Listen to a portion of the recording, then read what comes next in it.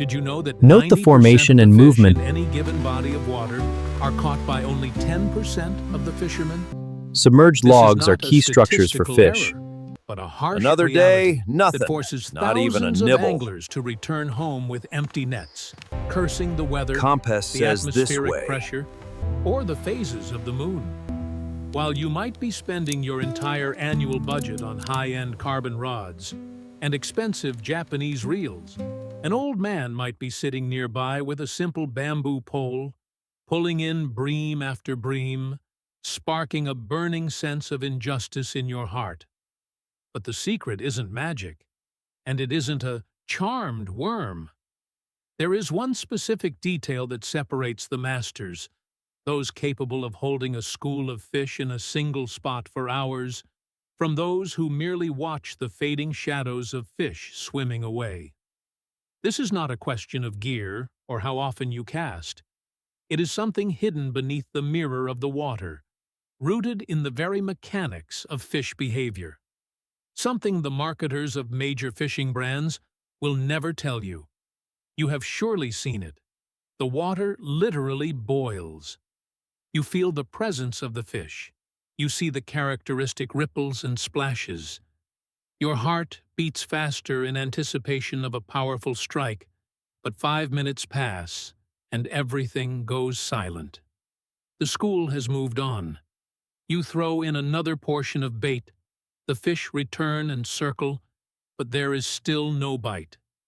This is a dance on the edge of frustration that most people dismiss as the fish just not biting.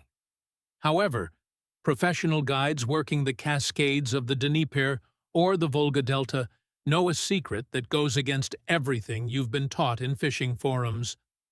The problem is not attracting the fish. Even a child can attract fish by dumping a bucket of porridge into the water. The real problem is what happens the very second the fish arrives over your spot. If you still believe that more bait equals more fish, you have already lost the game.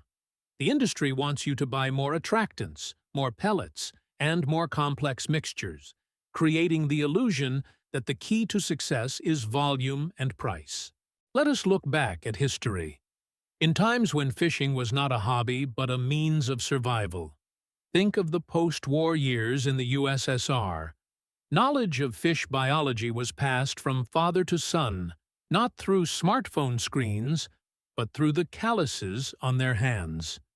In the 1950s, on the reservoirs of the Donbass or the lower reaches of the Volga, fishermen had no access to imported boilies, yet their catches fed entire villages. They understood something that has been forgotten today. A full fish does not bite, and an excess of food is your primary enemy. Science tells us quite clearly that the olfactory system of a fish, whether it is a carp in the steppes of Kazakhstan or a roach in the rivers near Moscow, is thousands of times more sensitive than that of a human. Fish detect dissolved amino acids and fats from dozens of meters away, moving along an invisible chemical trail. But as soon as this trail leads them to a buffet consisting of kilograms of porridge, the instinct for competition is replaced by the instinct of satiation. You are literally providing the fish with a free lunch, after which they have no reason to attack your bait. This is a biological dead end. I have seen this hundreds of times on private ponds and the wild rivers of Siberia. A person with an expensive fish finder sees the school, buries it in food, and gets nothing. Meanwhile, the old masters used a tactic of constant, hungry waiting. This is the myth-buster we are dissecting today.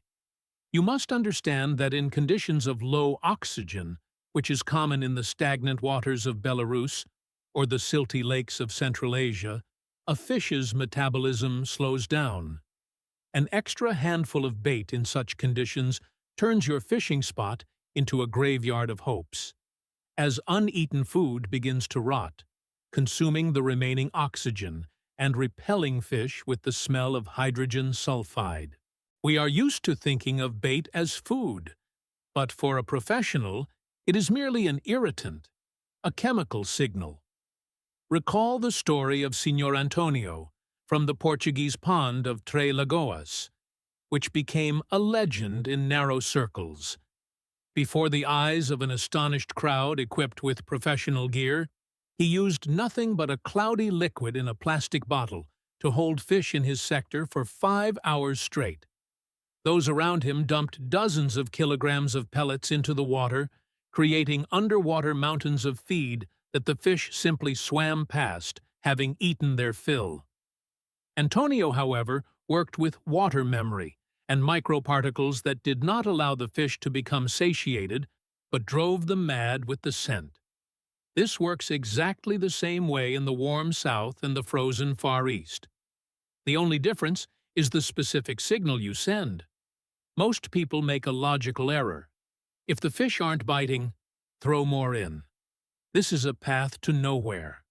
In reality, you need to change the structure of the stimulus, not increase the quantity.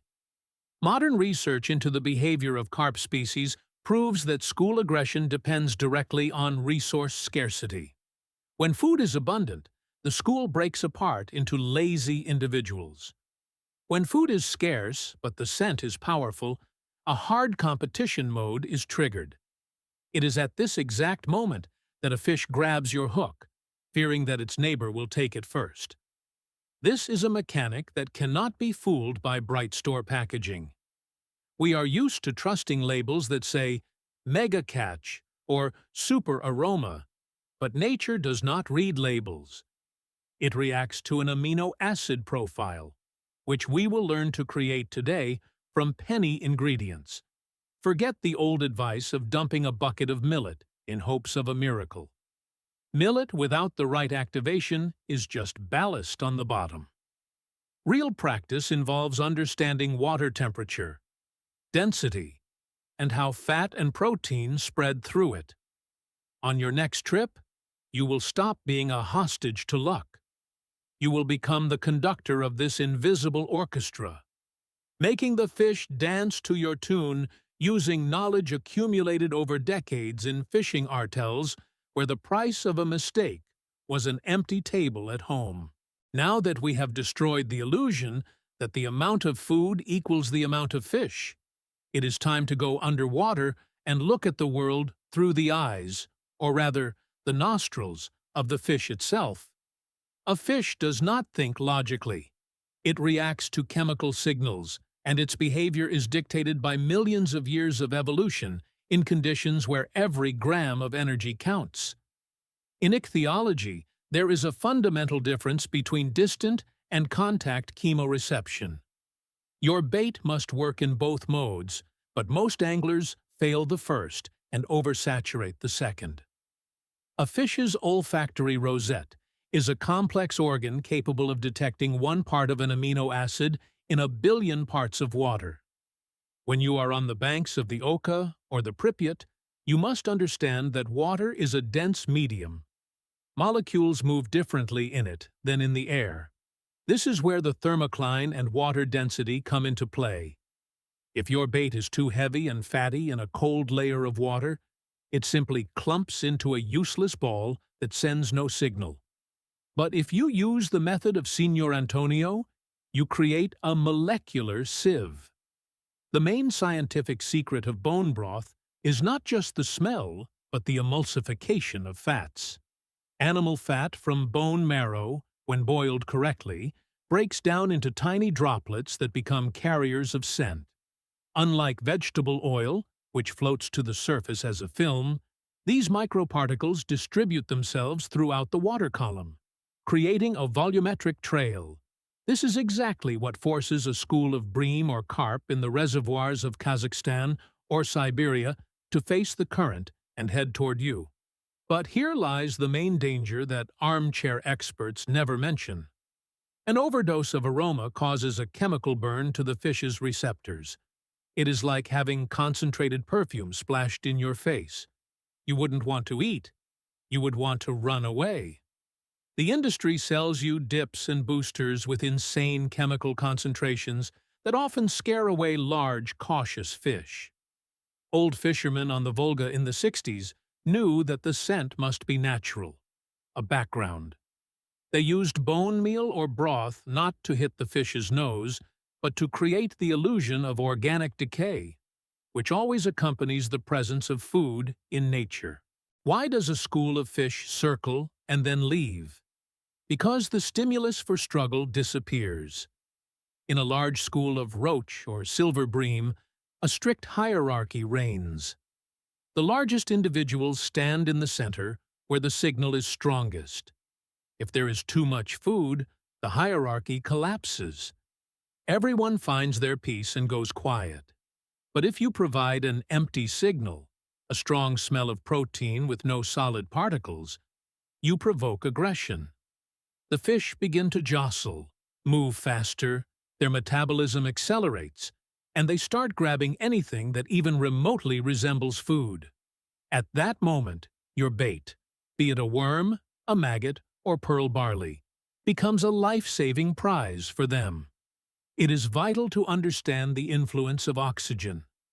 In the summer heat, on the shallow lakes of Belarus, or the marshes of the Dnieper, oxygen levels drop. In such conditions, a fish's digestion slows to a minimum. Throwing a kilogram of porridge there means killing that fishing spot for 24 hours. Organic remains will rot, consuming the last of the oxygen. The fish will leave simply because they have nothing to breathe. The empty trail method with bone broth solves this. You attract the fish without polluting the bottom and without forcing them to waste precious oxygen on digesting heavy plant food. Another myth is that more bait keeps fish there longer. Science says the opposite. There is a satiation point. Every fish has one. But on average, after 15-20 minutes of active feeding, interest in the zone drops unless there is a new intrigue. This is why Señor Antonio threw a ball once every 45 minutes. This is not a random number. It is the time it takes for the first wave of excitement to subside, requiring a new chemical impulse to keep the school from dispersing. We often forget that in the USSR, fishing on rivers like the Desna or the Vyatka was closely tied to understanding hydrodynamics. Bait must wash away layer by layer. The corn flour in our recipe creates a fine suspension visible from afar, creating a visual cloud. The bran acts as transport. It sinks slowly and rolls along the bottom, carrying the scent further downstream. This creates a multi-stage trap. First, the fish smells the protein, broth, then sees the cloud, flour, and finally begins to search for the source among the slowly moving particles, bran, only to find your hook. We have reached the most critical part, where theoretical biology turns into applied culinary skill. Many of you think preparing bait is just mixing porridge in a basin on the shore. But if you want results like Señor Antonio or the masters of the Irtish, you must become a chemical technologist. The secret rests on 3 pillars: corn flour, wheat bran, and beef bones with marrow. Why these? It is a calculated system to stimulate different receptor zones. Let's start with the heart of the mix, the bone broth. In any butcher shop in Kiev, Minsk, or Novosibirsk, beef bones are often given away for next to nothing. To a butcher, they are waste.